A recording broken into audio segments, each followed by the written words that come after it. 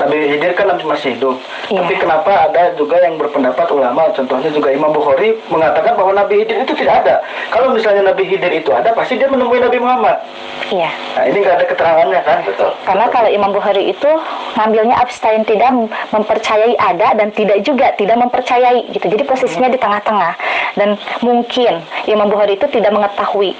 Emang banyak dalil yang menjelaskan bahwa Nabi Khidir alaihissalam tidak menemui dan tidak bertemu dengan Nabi Muhammad SAW. Sebenarnya bertemu, tetapi tanpa ada yang mengetahui. Daripada Imam Bukhari harus mengatakan, mengiyahkan ada, takut salah karena tidak melihat dengan mata kepala sendiri gitu. Jadi posisinya di tengah-tengah. Jadi Imam Bukhari itu lebih mengedepankan logika. Betul, lebih mengedepankan logika karena tidak melihat secara nyata dan secara lahiriah gitu.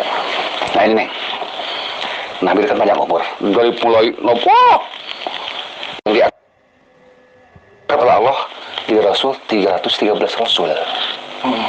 Dan kitab yang diturunkan oleh Allah itu 104 kitab dari suhuf-suhufnya. Berarti Nabi itu kan Nabi itu memahami 140 suhuf. suhuf ya. Ya, 140 suhuf karena dari 5 nabi dari Suryani, dari bangsa Suryani. Oh gitu ya, 110 suhuf. Berarti menolak Nabi itu memahami Zabur, memahami Taurat, memahami Injil, apalagi Quran. Berarti saya bisa diyakini pantas setiap orang warijalu gaib, siapakah ini? Kalau warijalu gaib itu pasti memahami semua kitab yang terlalu ke alam dunia. Nabi Khidir berarti umat Kanjeng Nabi Muhammad juga berarti ya? Iya, karena waktu pertama Nabi Adam alaihissalam diturunkan ke muka bumi pun juga itu kan malaikat Jibril datang menemui Nabi Adam dan berpesan kepada Nabi Adam harus selalu berzikir dengan menyebut nama Allah dan diujungi dengan Muhammad SAW. Padahal Nabi Muhammad kan belum terakhir ya, karena memang nurnya itu sudah tertulis di dalam Lauh Mahfuz dan sudah lahir dari jauh-jauh hari Allah menciptakan alam semesta. Karena di surga Jannah pun juga ya, seperti bidadari-bidadari, hewan-hewanan yang ada di sana pun juga tertulis di dalam lehernya Allah Muhammad gitu. Lebih dahulu alam pewayangan, alam Dewa Dewi yang disebut dengan Sang Hyang Tunggal dan Sang Hyang Batara. Berarti lebih dahulu Semar. Tetapi Semar pun juga akan ada sejatinya di alam dunia, di muka bumi ini, yaitu dengan Allah menciptakan Nabi Adam alaihissalam dan akhirnya muncullah di situ anak pianak dari Nabi Adam alaihissalam dan Ibu Siti Hawa yang menjadikan sejatinya Semar adalah Nabi Khidir alaihissalam. Semar adalah guru para Dewa Dewi. Nabi Khidir alaihissalam adalah gurunya para nabi. Nih teh, kan begini nih, saya pernah dengar nih, walaupun saya nggak paham banget sebenarnya kan, tapi saya pernah dengar aja. Katanya Semar itu identiknya dengan Ismaya ya, pasti kembarannya itu Ismaya, itu benar nggak teh kira-kira? Jadi memang sih orang percayanya itu kembarannya Semar atau pasangan Semar itu Ismaya, padahal yang sebenarnya itu kan Semar itu identik dengan bahasa yang disebut dengan Sang Hyang Tunggal ya. Nah, kembarannya Sang Hyang Tunggal itu adalah Sang Hyang Esis pada zaman pewayangan dulu. Makanya pada saat Nabi Khidir alaihissalam dan Nabi Sis lahir ke muka bumi ini, Nabi Sis itu dikasih nama Sis alaihissalam gitu. Karena itu ngambil dari sejatinya waktu zaman pewayangan dulu sebelum adanya Nabi Adam alaihissalam yang disebut dengan bukan Ismaya tapi namanya Asmaya. Oh, gitu. Neng, ini heboh juga nih. Jadi memang benar adanya alam pewayangan itu. Kan sementara ini kan alam pewayangan itu adalah alam khayalan, alam ilusi, supaya rame ada di pewayangan. Tapi Neng bilang tadi ada alam pewayangan, alamnya Dewa Dewi. Apakah benar itu ada? Kalau ada dari mana keterangannya? Apakah bisa dipertanggungjawabkan? Karena selama ini saya baru dengar nih. Harus bisa dipertanggungjawabkan. Ya karena banyak ya kita kan baru dengar. Terus lumayan lama tapi baru dengar. Buka di kitab ini kok ada alam pewayangan. Iya.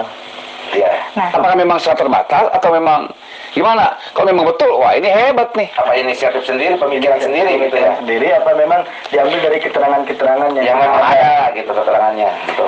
Jadi gini, agama yang paling tua itu adalah Kristen dan Hindu ya, sebelum adanya Islam. Karena adanya Islam itu dengan Allah berfirman, Allah menciptakan Nabi Adam alaihissalam, baru di situ adanya yang namanya agama Islam. Sebelum dari agama Islam itu kan adanya Kristen dan Hindu yang paling tua. Nah, Hindu itu adalah pada zaman masa pewayangan yang adanya Semar, Cepot, gitu kan, Sang Hyang Tunggal, Sang Hyang Esis. Tetapi itu disebut dengan yang namanya kerajaan Arabinta. Arabinta itu yang adanya hidup di atas langit. Nah, jadi pertama itu Allah memang menciptakan dulu kerajaan Arabinta. Arabinta itu yang wujudnya Sang Hyang Tunggalnya itu adalah Semar. Nah, Terus kerajaan Arabinta itu ada dari kitab mana gitu kan? Kalau dalam kitab Islam itu belum ada jelas, karena belum ada yang menyebutkan dengan nama Allah.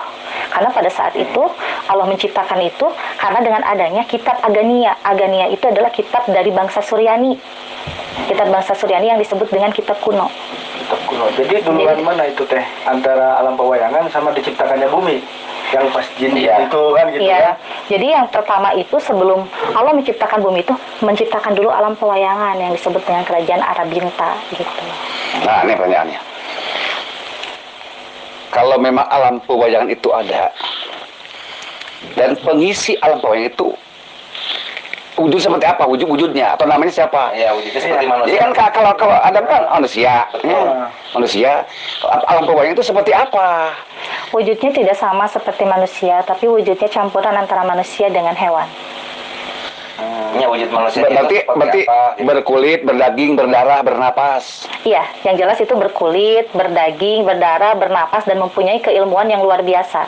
Jadi bisa dikatakan pada saat Allah menciptakan alam pewayangan itu sebagai gambaran untuk nanti adanya di muka bumi ini. Makanya suka ada dibilang bahwa kita tuh hidup di dunia ini hanya panggung sandiwara. Karena udah ada jelas skenario-nya dari dulu gitu. Karena memang udah mengetahui bahwa di alam pewayangan itu seperti inilah. Dan kehidupannya tidak jauh beda dengan sekarang ini. Gitu. Jadi contohnya si A di alam pewayangannya ada. Nah si A sekarang di alam manusianya seperti ini karena udah ada di sana dulu. Udah ada di sana dulunya. Semua manusia ada sebenarnya Di sana. Ada. Berarti Lauh Mahfuz dong. Bukan Lauh Mahfuz. Kalau untuk Lauh Mahfuz itu tercipta pada saat adanya Nabi Adam alaihissalam.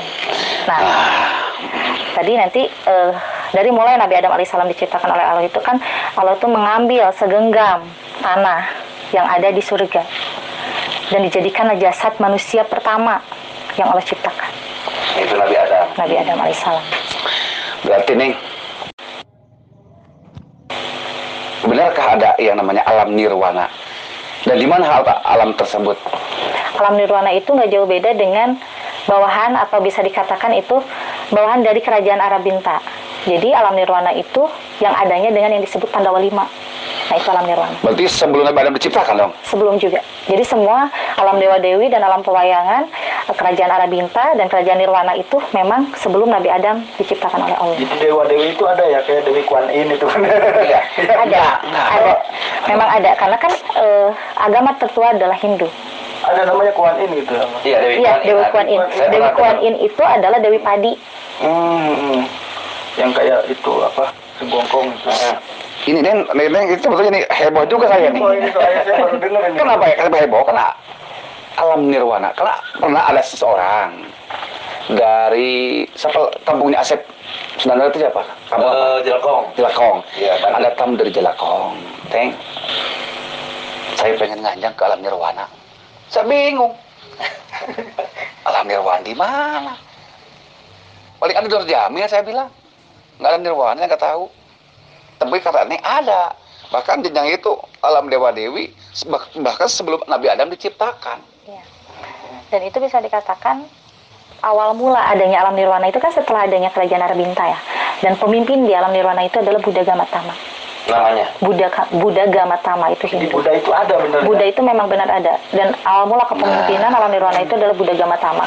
Bahkan di situ juga sudah tertulis di dalam Quran surat setelah adanya Al-Quran kan mujizat yang diberikan ke Nabi Muhammad SAW itu sudah tertulis di dalam Quran surat Al-Ghafir yang memang itu ada di ayat 78.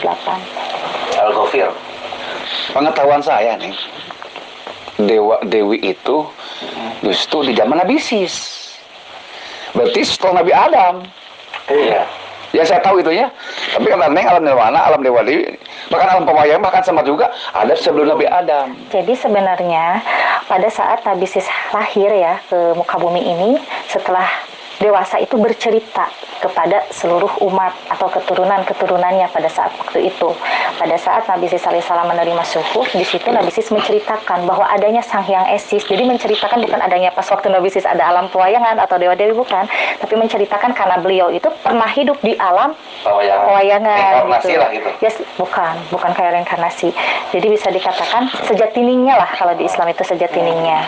Kalau reinkarnasi kan itu beda lagi ya. Nah nih,